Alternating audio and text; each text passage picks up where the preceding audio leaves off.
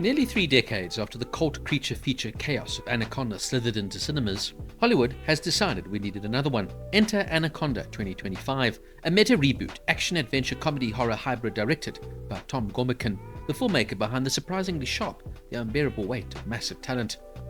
With a cast led by Jack Black and Paul Rudd and supporting turns from Steve Zahn, Thandiwe Newton, and a surprise cameo from Ice Cube, the 6th installment attempts to poke fun at the franchise while also reviving it. Result? A toothless, rushed, and deeply forgettable jungle misfire. This new installment follows a group of childhood friends attempting to remake the original 1997 film, only to find themselves attacked by a real giant anaconda. It's a self-aware setup that should work. The meta angle offers fertile ground for satire, especially in an era obsessed with legacy sequels and nostalgia reboots. There's even a visual callback when the group sets off by boat and opens a map revealing Manaus, Brazil, referencing where much of the original river sequences were filmed on the Rio Negro. But clever ideas on paper don't guarantee clever execution. Now, when you see Jack Black and Paul Rudd headlining a comedy horror film, expectations naturally rise. Jack Black, once electric in films like School of Rock and Nacho Libre, feels subdued here. He plays a wedding videographer and a family man, serving largely as the straight man opposite Rudd. It's a toned-down performance, but not in a refreshing way. Instead, it feels tired, as though he's going through the familiar motions without the energy or invention that once defined him. He looks truly uninspired, and basically it's just another toned-down version of him playing himself. Paul Rudd plays a failed actor leading into the self-deprecating archetype that should be funny. Instead, it just falls flat. We know Rudd can carry charm-heavy roles. He's even become a bona fide superhero in Ant-Man, but here he seems strangely disengaged and totally out of touch. The two leads never really generate any real comedic chemistry, which is surprising. Their characters lack depth, personality, and urgency. It almost feels like the film exists purely so they could share some screen time and hang out. And frankly, I'd rather they'd just gone on holiday together or gone to dinner instead of making this mess. The film awkwardly introduces a love story between Rudd's character and Thandiwe Newton's Claire Sims.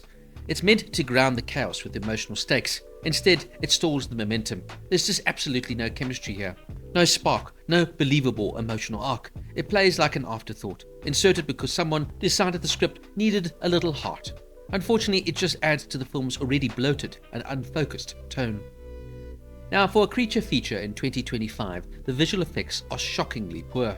The anaconda itself looks artificial and weightless, lacking menace or physical presence, and is far too large and almost comic book-like. The original 1997 film may have been rubbish in many respects, but its practical effects and grounded tone gave it at least some sort of sense of danger. Here, the snake never even feels real. Without convincing visuals, the tension totally evaporates. And if the monster doesn't work in a monster movie, what exactly are we left with? A B-grade comedy. Now, naturally, this film leans heavily into legacy appeal. Ice Cube appears in a cameo. Jennifer Lopez makes an uncredited mid-credits appearance as herself. And early discussions included potential returns from Jon Voight and Owen Wilson, but those ideas were scrapped because their characters died in the original.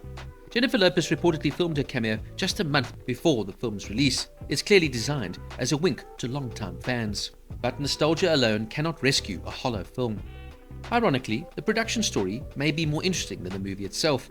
Director Tom Gormican initially approached Nicolas Cage and Pedro Pascal for the leads after working with them on Massive Talent. Pascal liked the script, but had scheduling conflicts. Cage declined, feeling it was too reminiscent of his previous meta performance. But after Paul Rudd had signed up, Cage was approached again and suggested rewriting his role to be darker, more kin to Jon Voight's villain in the 1997 original. But the studio rejected all of those ideas, and Jack Black was ultimately cast.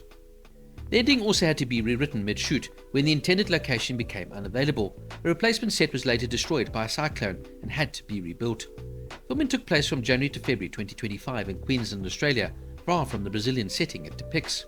Sometimes chaotic productions result in magic. This time, however, the turbulence shows. What makes this especially disappointing is Tom Gormican's track record. The Unbearable Weight of Massive Talent was clever, self-aware, and genuinely funny, allowing Nicolas Cage to parody himself alongside a scene-stealing Pedro Pascal. To go from that sharp satire to this flat creature comedy feels like a dramatic creative step backwards. Even more discouraging, Gormican also wrote Beverly Hills Cop, Axel F, another nostalgia-driven sequel that struggled to justify its existence. Unfortunately, there seems to be a pattern emerging here, ambitious legacy revivals that lack bite. At its core, Anaconda 2025 suffers from a rushed script with no real story development. Flat, forgettable characters that neither Paul Rudd or Jack Black can bring to life. weak romantic subplot that is totally needless and pointless, terrible, unconvincing CGI, with an anaconda that looks like it should be in a B-grade horror film, jokes that fall flat and simply just do not land, and over-reliance on star power and star recognition rather than actual character development. Look, you don't go into a film like this expecting to be immersed by brilliant performances and taken on an emotional journey, but what you do want though is to be entertained. Yes, this is mindless fun at the end of the day, and pure escapism, but still it has to do the fundamentals right and still be good. This film aims for mindless fun, but doesn't even achieve that. I didn't laugh once, I don't even think I smiled. And for a film starring two seasoned comedic performers in Jack Black and Paul Rudd, well, that is absolutely damning. The original 1997 film was never high art, but it had energy, personality, and unapologetic B-movie charm. This reboot has none of that. Instead, it feels like a cynical studio exercise. Recyclable title, big names, quick production, minimal substance. Jack Black and Paul Rudd deserve better material, and so do the audience. Anaconda gets a 3 out of 10. A snake without venom, a comedy without laughs, a reboot without purchase.